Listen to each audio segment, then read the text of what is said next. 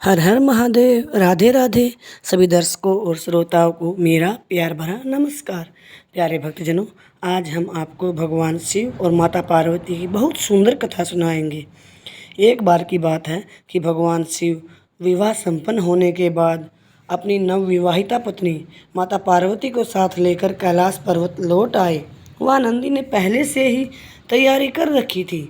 भगवान शिव और माता पार्वती के सुहाग कक्ष को तरह तरह के फूलों और लताओं मालाओं से सजाया गया। यह देखकर माता पार्वती नंदी पर बहुत प्रसन्न हुई। उसी समय अन्य गणों के साथ भगवान शिव भी वहां आ गए। उन्होंने नंदी एवं सभी गणों को आदेश दिया, हम विश्राम करने जा रहे हैं, तुम लोग किसी को भी कक्ष में प्रवेश मत करने देना, ताकि हमारे विश्राम में बाधा उपस्थित न हो। इतना कहकर भगवान शिव ने सुहाग कक्ष का द्वार बंद कर लिया। द्वार के बाहर नंदी पहरा देने लगा और अन्य गण भी बाहर विचरण करने लगे, ताकि कोई व्यक्ति भगवान शिव एवं माता पार्वती के विश्राम में व्यवधान न डाल सके।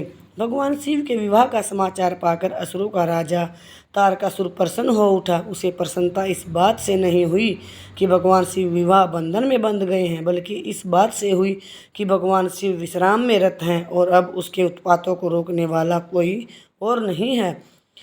अवसर का लाभ उठाते हुए तारकासुर ने उत्पात मचाना शुरू कर दिया। वह ऋषि मुनियों को परेशान करने लगा, यज्ञ में बाधा डालता, यहाँ तक कि हवन की सामग्रियों को भी फेंक देता। देवताओं को तरह तरह से सताने लगा। देवता तारकासुर के उत्पातों से त्राहि त्राहि कर उठे। तारकासुर ने देवराज इंद्र को पद से हटाकर इंद्र का सिंहासन छीन लिया और उस पर अपना अधिकार जमा लिया। देवताओं को जब उसके इस निश्चय का पता चला तो वे चिंतित हो उठे। तारकासुर यदि देवराज बन जाएगा तो फिर देवताओं को उसका सेवक बनकर रहना पड़ेगा तथा तीनों लोकों में असुरों का आतंक हो जाएगा। इस स्थिति में धर्म का अंत सुनिश्चित है। इस स्थिति को देखकर देवता सृष्टि रचयिता ब्रह्मा की शरण में पहुँचे। सभी ने ब्रह्मा जी से प्रार्थना की कि भगवान आप ही हमें बचा सकते हैं तथा धर्म की रक्षा कर सकते हैं। तारकासुर के कुकृत्यों पर अंकुश लगा पाना मेरे वश की बात नहीं है। यदि यह कार्य कोई कर सकता है तो वे भगवान शिव हैं। आप लोग उनके पास जाइए और उनसे प्रार्थना कीजिए। ब्रह्मा जी ने देवताओं को परामर्श दिया। सभी देवता शिव से मिलने चल पड़े। जब वे भगवान शिव के सुहाग कक्ष के पास पहुँचे तो नंदी ने उन्हें वापस जाने को कहा। तब देवताओं ने नंदी को तारकासुर के उत्पातों के बारे में बताते हुए कहा कि भगवान शिव को सूचना दो, हमारा उनसे मिलना अत्यंत आवश्यक है। तब नंदी भगवान बोले, देवगण क्षमा करें, मैं यह नहीं कर सकता। भगवान शिव ने मुझे आदेश दिया है कि मैं किसी को उनके विश्राम में व्यवधान न डालने दूं, अतः मैं न तो उन्हें आप लोगों के बारे में सूचना दे सकता हूं और न मैं आप लोगों को उनसे मिलने दूंगा।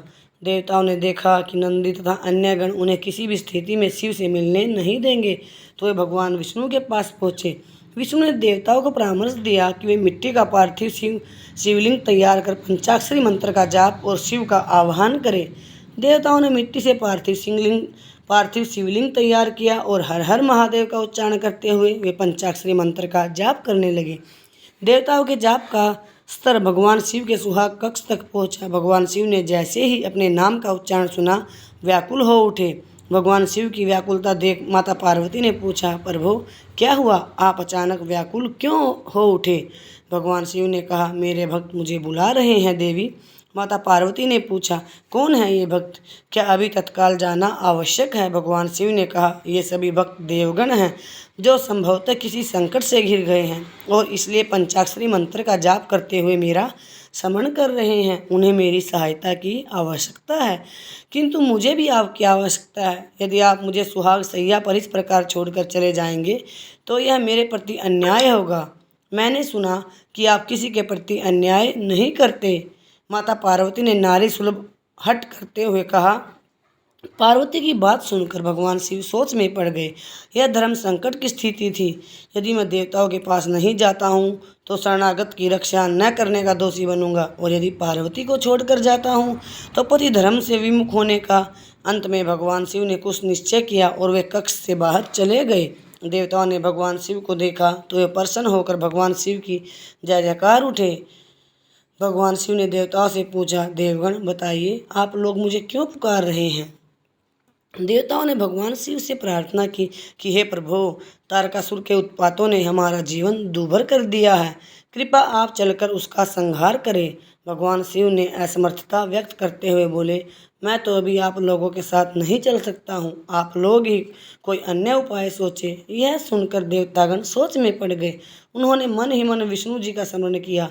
भगवान विष्णु ने उन्हें समझाया कि यदि भगवान शिव स्वयं नहीं जा सकते तो वे एक पुत्र की सृष्टि करें तथा उसे तारकासुर का वध करने के लिए भेज दे। देवताओं ने भगवान शिव से ऐसा ही निवेदन किया। भगवान शिव भक्तों की बात भला क्यों टालते। उन्होंने तत्काल अपना वीर्य अग्निकुंड में छोड़ दिया। उस वीर्य से एक बालक का जन्म हुआ। ब्रह्मा ने स्वयं प्रकट होकर उस बालक की कुंडली बनाई तथा उस बालक का नामकरण किया कुमार स्वामी कार्तिकेय। इसने कालांतर में असुरों का वध करके देवताओं को संकट से मुक्ति दिलाई। जब देवी पार्वती को इस बात का पता चला कि भगवान शिव ने देवताओं के कहने पर अपना वीर्य अग्नि को अर्पित कर दिया है तो वे क्रोधित हो उठी। उन्होंने देवताओं को शाप दे डाला, हे अकर्मण्य देवताओं, आपने एक नवविवाहिता पत्नी की सैया से उसके पति को बुलाकर उसका वीर्य का दान मांगा है, अतः मैं आप सभी को श्राप देती हूँ कि आप कभी संतान सुख नहीं प्राप्त कर सकेंगे। देवी पार्वती के श्राप से सभी देवता थर्रा उठे। उन्हें इस अनहोनी का अनुमान नहीं था। वे भगवान शिव से प्रार्थना करने लगे कि आप शिव देवी पार्वती के क्रोध को शांत करें और देवताओं को शाप से मुक्ति दिलाएं। भगवान शिव ने कहा, देवताओं, मैं इस संबंध में कुछ नहीं कर सकता। इसके लिए आपको देवी पार्वती जी की पूजा अर्चना करके उन्हें प्रसन्न करना होगा। जब वे प्रसन्न होकर अपने शाप को वापस लेंगी तभी आप उनके शाप से मुक्त हो सकेंगे। देवताओं ने माता पार्वती को प्रसन्न करने के लिए तप प्रारंभ कर दिया।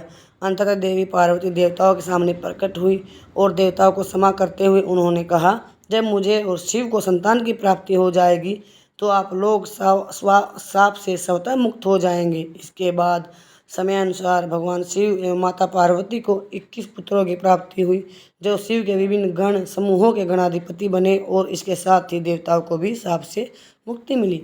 प्यारे भक्तजनों, आप सभी को भगवान शिव की यह कथा कैसी लगी कमेंट में अवश्य बताएं।